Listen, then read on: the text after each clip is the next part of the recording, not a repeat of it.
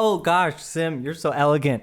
Oh, thank you guys. I know, I'm like a gazelle. Or maybe a ballerina. Thank you for showing your pretty faces around this part of the neighborhood, YouTube neighborhood. Thank you so much for being here. This is the final video for the round of 64. We will be determining our 32 participants who will be moving forward in the greatest design tournament of all time. I don't care what they say, okay? Haters will say it's not true.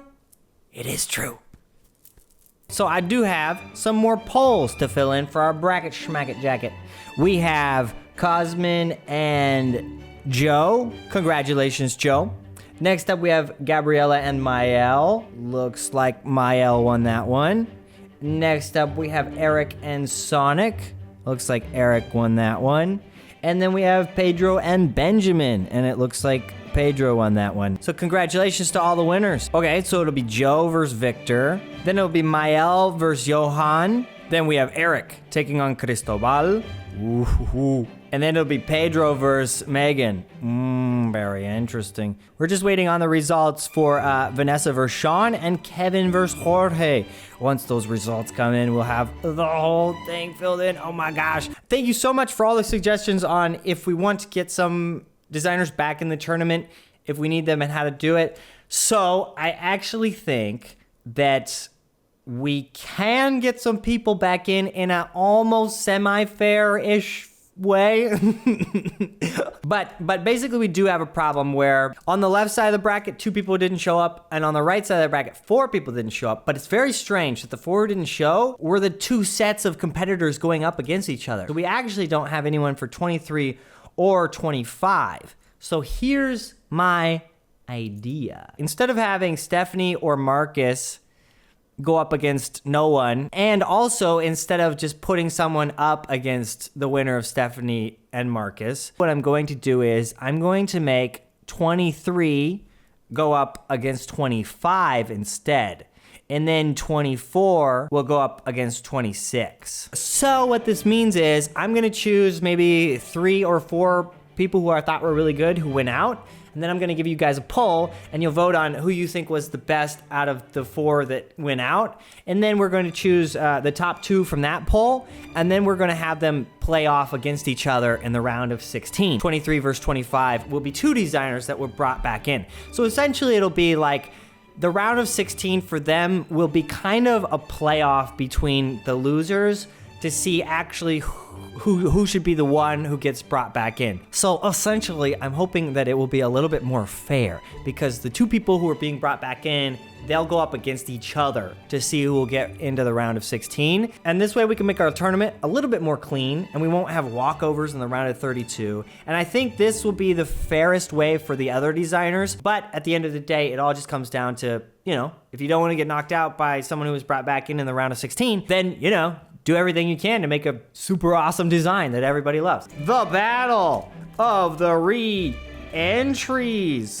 Ba-jam! Oh my gosh, our tournament is building steam. Look at this, my mans. Big shout out to our Australian friends, Michael and the team at Millinote, for making the whole tournament possible, making things happen for us visually and creatively. Check the link below if you want to give it a free try. Okay, my gumdrops and sun tops, without any further waiting, we have the final 3 matchups in the round of 64 taking place right now. Let's introduce our first matchup.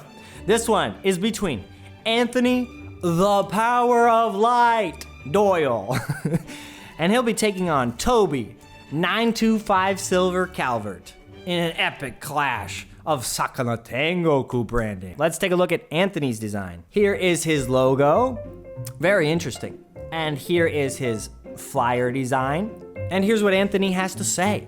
I was inspired by a local restaurant's logo that I feel like could have been done better. And since at the moment I don't have the ability to change it, I decided to use this project as my medium. I also think the rough edges of the letters create that classic Oriental vibe. Very cool typography, Anthony. Maybe you could mock up a design and go to that restaurant and see if they like it. Let's see. Anthony's opponent, Toby Calv. Here is his logo. And here is his flyer design. And he says, I've chosen to go with a vintage feel for the poster, as well as adding some reference to the Japanese flag.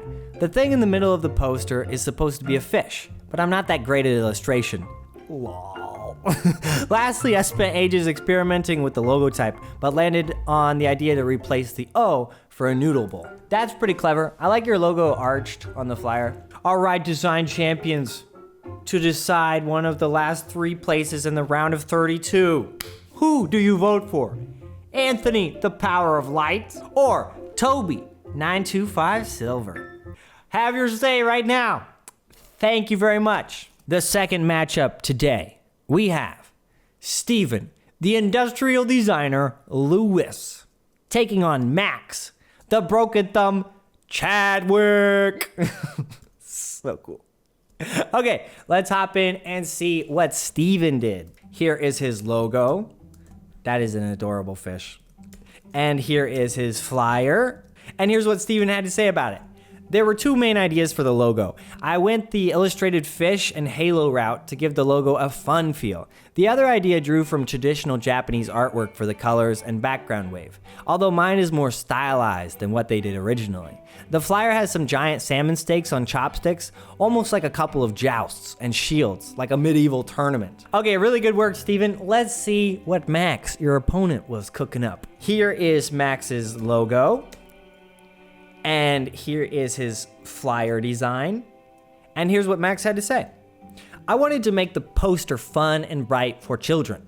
I chose the 2-tone pink because of the Japanese cherry blossom flower, and the color is so beautiful. With the blocks on the poster, I wanted to reflect the busy streets of Kyoto. When I think of Japan, I think of the stacked adverts on the buildings and how neatly assigned they are, but how chaotic it looks. An organized chaos. Okay, sick work.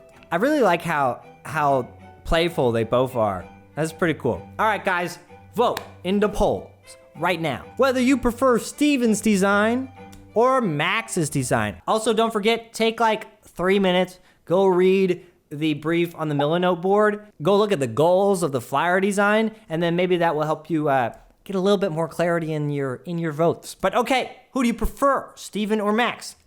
Vying for the 32nd and final position to make it to the next round of the Design Chicken Season 2, we have James, the Caribbean sailor Balfa, going up against Andreas, no crunchy foods, Macnavicious. Okay, let's see what James made. Here is James's logo, and here is his flyer. I think that's a koi fish, right? Okay, here's what James said.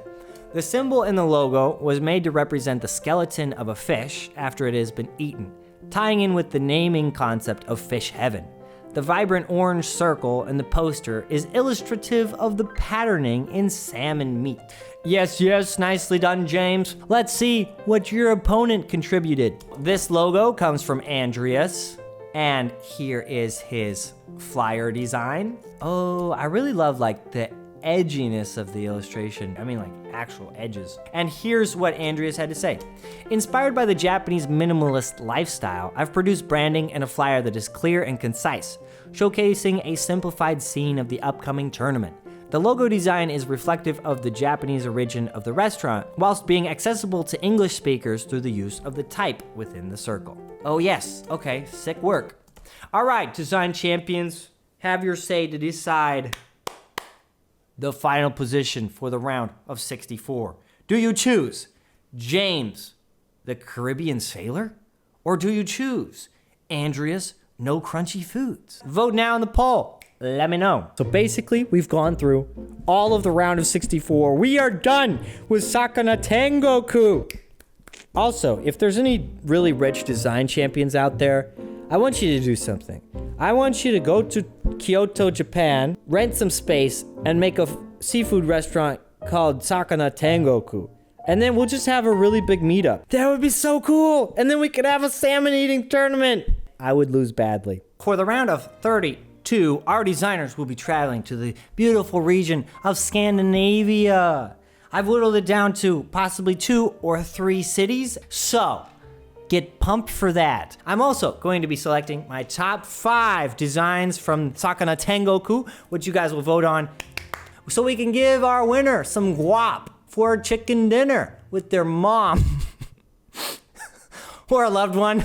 Really, anybody they want to take to dinner, that'd be great. So DCC will probably go on hiatus for a little while, so we can finish the prompt, send it out to everybody, let them work their magic, send it all back to us, and then we put the video together. During that time, we'll do some more YGRs, and also I want to get your advice on a couple different video ideas I got cooking up, and I want to see what you guys think about it. Stay awesome, possum, and I'll see you later, alligator. Stay marvelous, carpadus. Bye, guys.